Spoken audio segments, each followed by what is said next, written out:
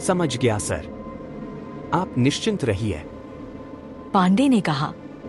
उसे तसल्ली थी कि अर्जुन के बारे में जितना उसने सुना था वह उससे बेहतर था। अर्जुन जानता था कि अपराध यूं ही फलता फूलता नहीं है, उसके पीछे अपराध के पौधे को सींचने वाले बहुत होते हैं। रात के 2:30 बजे उसने 80-90 की रफ्तार से बुलेट दौड़ाई हुई है और साथ ही उसके हेलमेट में फंसा मोबाइल लगातार जाना के नंबर पर बजे जा रहा है। फिक्र से उसके माथे पर पसीना आने लगा है। जाना की भाभी का इस वक्त उसके साथ होना मुमकिन ही नहीं है, क्योंकि अभी पिछले महीने ही उन्होंने एक बेटे को जन्म दिया था। जाना के घरवाले आज सुबह ही उसकी भाभी को लेने भोपाल उसके मायके गए थे। शाम को तो जाना ने अपनी भाभी से वीडियो कॉल पर बात भी की थी। अपने नन्हे भतीजे की तस्वीरें भी अर्जुन को भेजी थी। उसका परिवार या उसकी भाभी जब शहर में ही नहीं है तो वह उसके साथ कैसे हो सकते हैं? और अगर वह जाना की भाभी नहीं है तो फिर जाना के साथ घर में कौन है? कहीं वह कोई मजाक तो नहीं कर रही उसके साथ? यही तमाम बातें सोचते हुए वह मुश्किल से 10 मिनट में जाना के घर के सामने रुका। वह पूरा घर बाकी घरों की ही तरह अंधेरे में डूबा हुआ है। कहीं कोई हलचल नहीं है। कुछ संकोच के साथ वह बाकी घरों पर भी नजर मारते हुए उसके मुख्य दरवाजे पर ठहरा।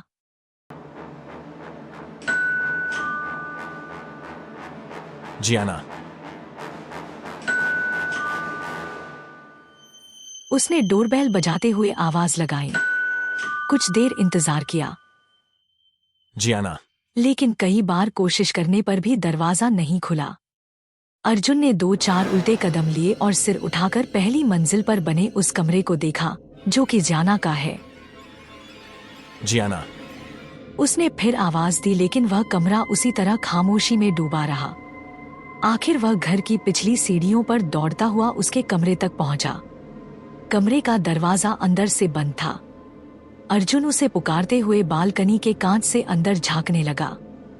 वहां उसे सिवाय अंधेरे के कुछ और नहीं दिखाई दे रहा, बस वहां कुछ अजीब सी आवाजें आ रही हैं। जियाना, खोल तो इसे। उसने बालकनी के दरवाजे को धपधपाया, लेकिन फिर कोई फायदा नहीं।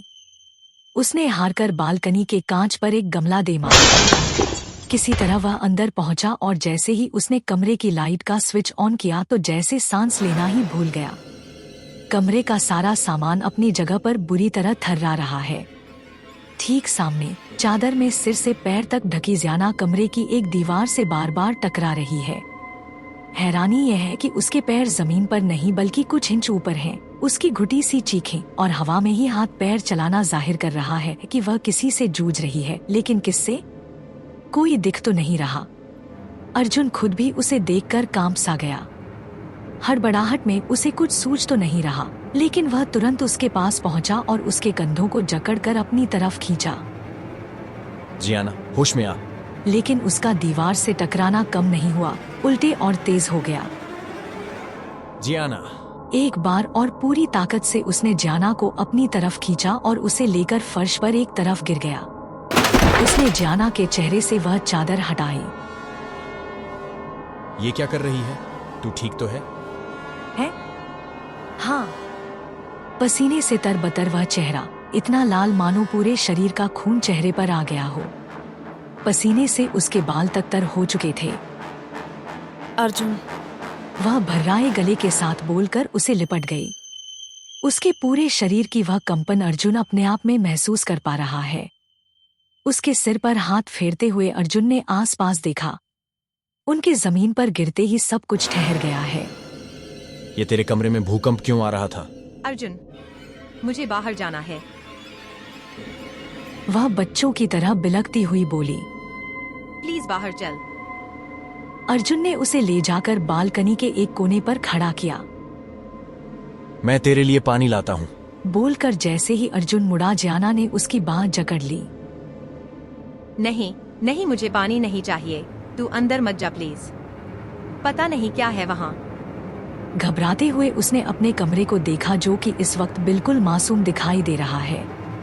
अर्जुन ने एक बार जाना की हालत देखी। चीख चीख कर उसका गला बैठ सा गया है। पसीने से उसकी नाइटी तक उसके बदन से चिपक गई है। बस 1 मिनट में आया। अर्जुन उसे वहीं छोड़कर कमरे में वापस गया।